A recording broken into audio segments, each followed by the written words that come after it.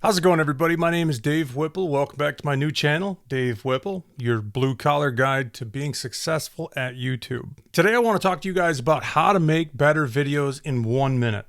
Now, this is not a 1-minute explanation, kind of a trick title, but by making videos 1 minute at a time.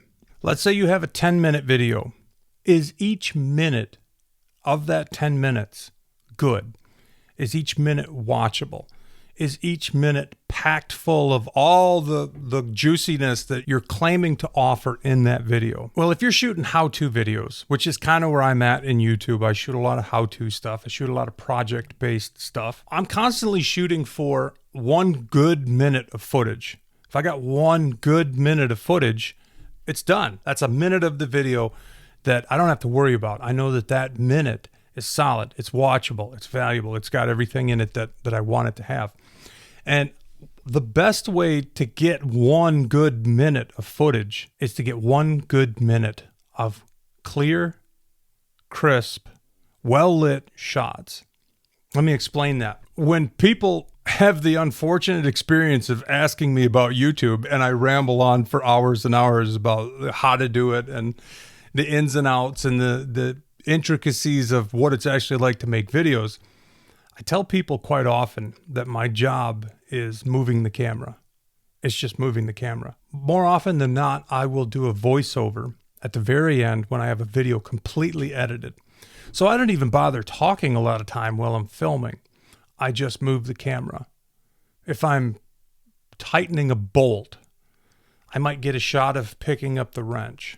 I might get a shot of the bolt. I might move the camera over here to get a shot of the wrench going on the bolt. Get a shot from above of the wrench turning the bolt. Very mundane, right?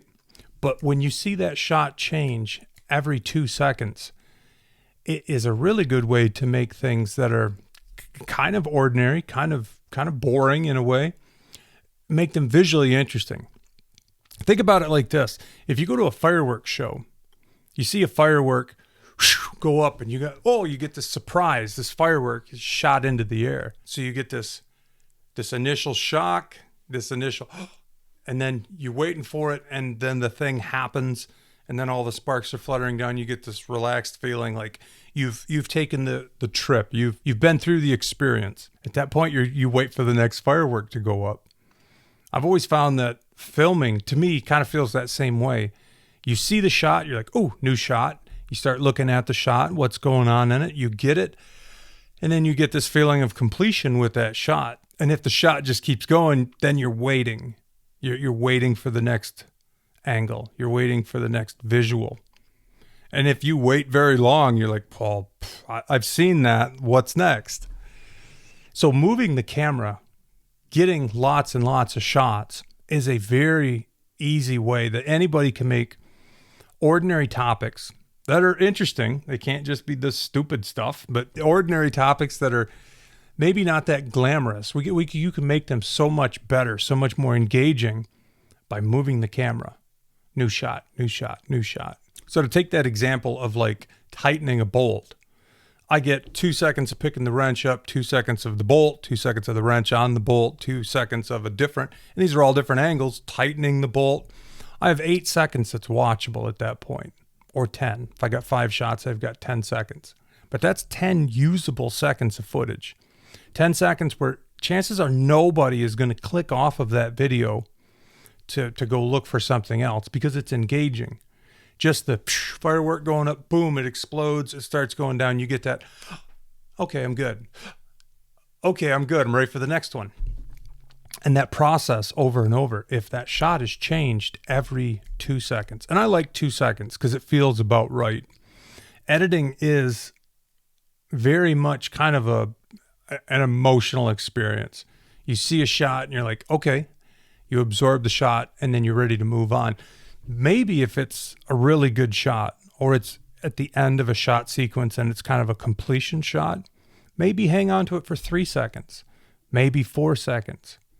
But in the world we live in today where everything is sound bites and TikTok videos and constant stimulation, 5 seconds might be an eternity. A 10-second shot might make people look and see if their computer froze up. A 20-second shot is an absolute lifetime when it comes to visual. And you can check this out by watching any television show. Watch an episode of Mythbusters and see how often the shot has changed. I watch Mutual of Omaha's Wild Kingdom from 50 years ago and see how often they changed the shot. A lot of the answers people are looking for are right there if you just look at it from the right perspective. Anything that is visual based, it needs constant refreshment, constant new information. Otherwise, it's just boring. So if you're doing a project and you're trying to figure out how can I keep my viewers watching this project? How can I make content that is the highest quality it can be considering the subject that I'm covering? My best advice is move the camera, move the camera, move the camera. If you have a really good subject and you have a good angle to approach that subject with, and you've got a solid title that is going to convey the idea really well, putting a video together is just the work of getting the shots. And the work doesn't have to be anything more than moving the camera again. 30 camera moves, you have 1 good minute of footage. Move on to the next part of the project that you're working on. Get 30 shots again. There's another minute of footage. Pretty soon you might have 15, 20 minutes of incredibly watchable content. If you have a good subject, a good title, you got a good angle, there's a lot of value in what you're doing, and you've got all the shots, that's a slam dunk, man. You've got a good, solid video. What I personally like to do also is I will shoot until I've pretty much figured that I've got a subject covered. I've pretty much got everything that is available. Think of it like this. You go to a flea market, right? And you go up to a booth where somebody's got all kinds of rusty old junk there. And you look over the booth and things catch your eye. You're like, oh, that's interesting. That's interesting. That's interesting. And pretty soon you've seen all that this particular vendor at the flea market has to offer. You've looked over all of their stuff. It's kind of like that when you're shooting. If you approach filming like, what is interesting? Okay, this is what my eye is drawn to.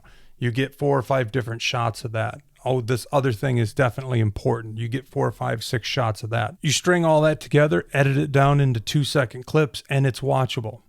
It's watchable. It's enjoyable. If it's a valuable subject, it's just a home run. Not only that, but if you do decide to do a voiceover, which I recommend, it's easy. I've done really well with voiceover videos. You can do all of your editing. So you're like, here's a shot, here's a shot, here's a shot. Trim them down. Do the whole entire video in that way, so it's just a series of shots, and then sit back as a viewer and watch the entire edited video and just tell people what's going on in a conversational tone. Personally, you could take this or leave it, but I never write anything down when it comes to voiceover. I just talk about what's on the video. That way you don't sound like you're reading something. You're just winging it. Tell people why you did something the way you did it. Tell them what your thoughts were at the time. Tell them maybe how you would have done that different in hindsight. I find it's really quick and really easy to knock out a voiceover once a video is completely edited because it's very natural. You're just talking about what's going through your head, what you want to pass on, the specifics, the details, the information. And you don't have to get all that correct in the moment when you're actually filming. So the audio is being captured by the camera at the time. I hope this has been helpful. I hope this is a hack that you can see the value of and apply it to your videos. Build them 1 minute at a time. Build them with multiple angles of shots. Edit them down so that the shots are quick and they change and there's constant stimulation. It's just an easy way to make better content quicker. And if you're coming at YouTube as a professional, you want to do the best you can, that's a good way to do it. Thank you guys so much for watching. Don't forget to click the link up here if you want to dive deeper into another video. My name is Dave Whipple. Appreciate you being here. See you on the next one.